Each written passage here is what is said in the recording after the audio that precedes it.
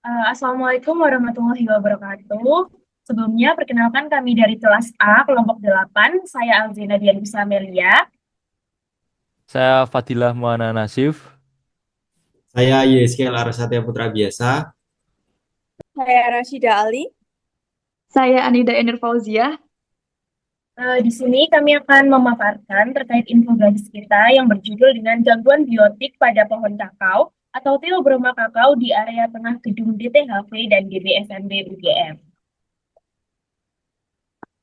Untuk yang pertama, identifikasi jenis hama atau penyakitnya. Di sini pada batang kayu terdapat jamur dengan nama ilmiah Ceratocystis sp dan jenis serangan yaitu pembusukan pada batang induk kayu. Nah, di sini gejala serangannya yaitu pada batang kakao terdapat retakan dan lubang besar yang tidak beraturan. Tidak ditemukan bercak jamur awal yang jelas, namun kerusakan tampak signifikan pada struktur batang, yang di mana bagian kayu terlihat rapuh dan ada tanda-tanda pembusukan internal.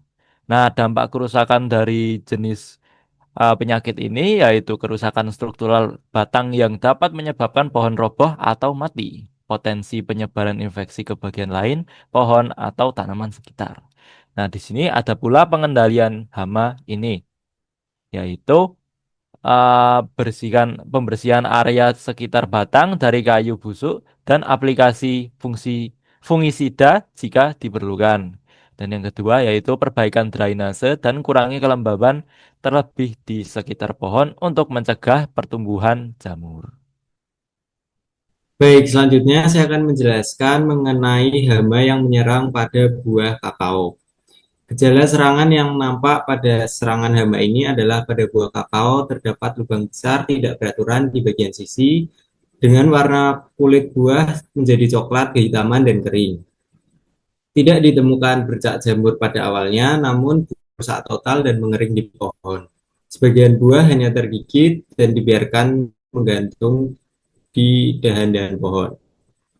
Identifikasi jenis hama yang menyerang adalah bajing kelapa dengan nama ilmiah Calocerius notatus, dengan jenis serangan pemangsaan langsung pada buah, yaitu gigitan dan pengeratan. Dampak dari hama ini adalah penurunan hasil panen karena buah tidak layak olah dan juga potensi infeksi sekunder oleh jamur dari bekas gigitan. Pengendalian yang dapat dilakukan untuk mengurangi hama ini adalah memasang perangkap hidup atau live trap di sekitar area pohon, kemudian bajing dilepaskan di lokasi alami yang jauh dari pohon tersebut. Yang kedua adalah memangkas cabang pohon yang saling bersentuhan agar bajing sulit berpindah tempat. Lalu yang ketiga adalah menggunakan repelan alami seperti semprotan serai wangi, minyak kayu putih, dan larutan cabai bawang putih di sekitar batang dan buah untuk meminimalisir serangan hama bajing. Kemudian saya akan menjelaskan penyakit pada batang pohon, yaitu burl. Penyakit ini bergejala yaitu terdapat bentuk tak bulat tak beraturan di permukaan batang pohon, jaringan permukaan yang menjadi lunak, permukaan batang berubah warna menjadi coklat atau hitam, lalu keluarnya cairan kental atau getah di permukaan batang. Penyakit burl ditandai dengan munculnya benjolan atau tonjolan abnormal pada batang, cabang, atau akar pohon. Dampaknya, burl tidak membahayakan pohon. Pohon tetap dapat tumbuh secara normal karena jaringan silam dan kelom utama masih berfungsi. Namun, burl dapat menurunkan nilai estetika dari pohon. Tapi secara ekonomi, kayu burl berharga tinggi karena menghasilkan pola serat unik dan indah. Itu yang disebut dengan burl wood grain. Selain itu, jika burl terbentuk karena infeksi bakteri atau jamur, area itu dapat menjadi titik lemah masuknya patogen baru. Pencegahan burl dapat dilakukan dengan melindungi batang dari cedera fisik atau alat pangkas yang tidak tepat yang menjadi pintu masuk utama patogen, lalu pemangkasan tajuk yang sehat untuk meningkatkan sirkulasi udara dan penetrasi sinar matahari, lalu dapat dengan mengoleskan fungisida atau bakterisida setelah pengerakan berbahan aktif sesuai dengan jenis patogen. Misalnya fungisida berbahan dasar tembaga, belerang, atau manzoget pada luka. Baik, Selanjutnya, selanjutnya saya akan menjelaskan daun berlebihan infeksi sekunder oleh jamur. Gejala ini yaitu terdapat lubang-lubang tidak beraturan pada permukaan daun, lalu beberapa bagian tepi dan tengah daun mengering serta berwarna coklat, lalu jaringan daun di antara tulang daun terlihat hilang karena gigitan. Dan yang terakhir, tidak terlihat gejala khas jamur atau bercak melingkar atau spora. Penyebab utamanya sendiri adalah ulat daun kakao atau bisa disebut Noctaid atau Lemosidae. Nah, contoh spesiesnya sendiri ada Acaracjanata, Anomis sp, dan Terna trima. Untuk jenis serangannya sendiri, daun berlubang tidak beraturan, jaringan daun habis atau tersisa tulang daun saja, dan ulat ini aktif di malam hari dan bersembunyi di bawah daun saat siang hari. Lalu untuk yang kedua ada infeksi sekunder yang dilakukan oleh jamur Coletotrichum gliosporides atau Phytophthora palmivora dengan jenis serangan di sekitar lubang berwarna coklat karena infeksi sekunder. Dampak dari ulat dan jamur tersebut adalah penurunan luas permukaan daun untuk berfotosintesis, lalu menyebabkan pertumbuhan lambat, daun mudah rusak, dan hasil buah menurun. Yang terakhir, menyebar ke tunas muda dan bunga. Untuk pengendaliannya sendiri, terdapat 3 cara, yaitu dengan memangkas daun yang rusak, memusnahkan ulat atau serangan secara manual, dan rutin memeriksa bagian bawah daun dan pangkal cabang. Lalu secara biologis, menggunakan predator alami atau Trichogramma sp atau Bacillus thuringiensis sebagai insektisida. Lalu untuk secara kimiawinya sendiri, menggunakan insektisida berbahan aktif, lambda cihalotrin, deltametrin, atau emamectin benzoat sesuai dosisnya. Jika tidak sesuai dosis, maka daun akan mengalami penurunan fotosintesisnya. selanjutnya yaitu jamur yang terdapat pada daun pohon kokoa. Biasanya jamur ini menyerang pada tanaman kokoa kakao di daerah tropis. Nama ilmiah jamur ini yaitu Cercospora coveicola. Dengan gejala yang pertama, bercak kecil berwarna coklat gelap sampai hitam yang menyebar di permukaan daun. Yang kedua, beberapa bercak berlubang di tengahnya karena jaringan mati rontok khas infeksi Cercospora. Lalu ada tepi daun tampak kering dan berwarna coklat tua yang menandakan jaringan sudah mengalami nekrosis atau sel-selnya sudah mati.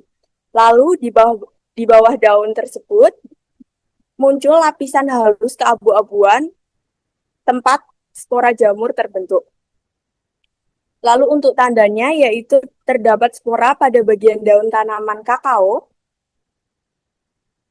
Dan dampak dari jamur Cercospora ini sendiri yaitu daun mengering dan rontok lebih cepat atau bisa disebut defoliasi sehingga permukaan hijau daun berkurang. Lalu penurunan proses fotosintesis akibat banyak jaringan daun yang mati atau nekrosis. Pertumbuhan tanaman menjadi terhambat terutama pada tanaman muda. Lalu produksi dan kualitas buah kakao menurun karena energi tanaman berkurang. Untuk pencegahan jamur Cercospora sendiri yaitu ada sanitasi kebun dengan memangkas dan memusnahkan daun yang terinfeksi. Lalu ada perbaikan sirkulasi udara dengan pengurangan kelembapan daun dengan cara memangkas cabang yang terlalu rapat dan penyemprotan fungisida hayati atau kimia secara teratur sesuai tingkat serangan.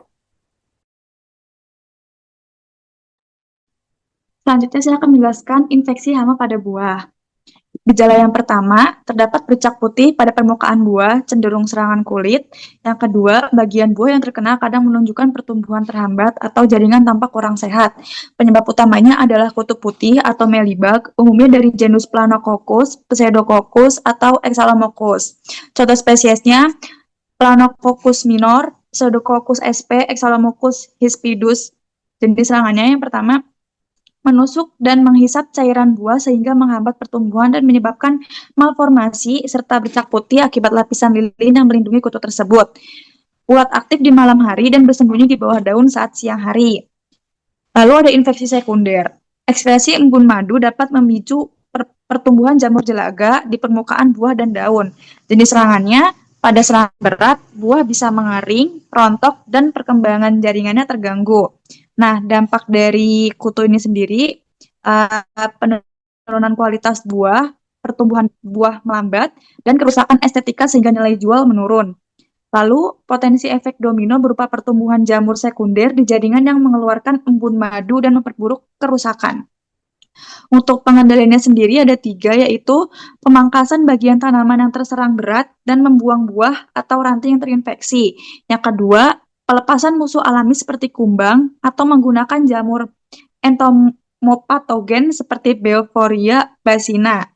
Lalu, penyemprotan insektisida berbahan aktif atau imidacloprid secara selektif dan rotasi bahan aktif untuk mencegah resistensi, terutama pada serangan ringan hingga serangan sedang.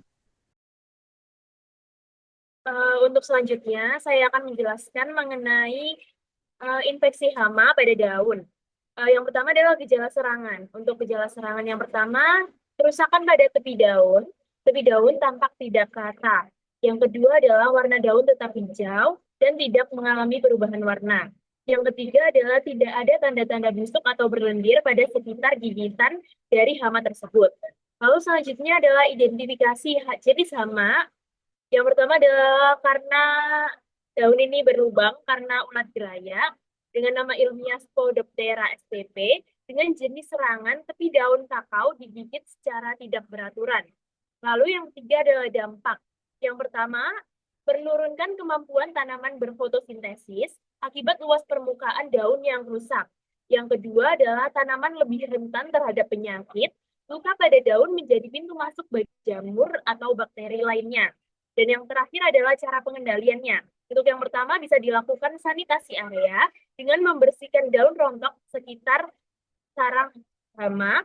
Lalu yang kedua adalah menggunakan insektisida dengan berbahan aktif apabila diperlukan. Dan yang terakhir adalah monitoring, yaitu memantau tanaman secara rutin.